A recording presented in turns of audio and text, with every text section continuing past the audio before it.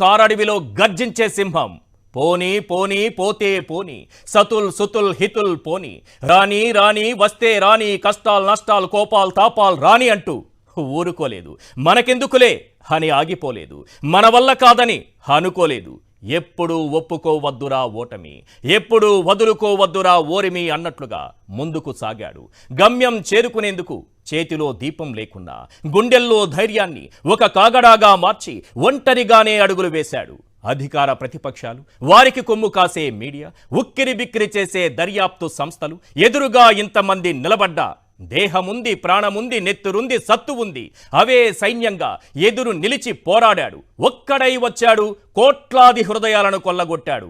సాహసానికి, సంగ్రామానికి, సంకల్పానికి, సంక్షేమానికి, అకుంఠిత దీక్షకు, అభివృద్ధికి, అన్నింటికీ చిరునామాగా మారాడు. చెరగని సంతకమయ్యాడు. ప్రజలు అతనిపై సానుభూతి చూపలేదు.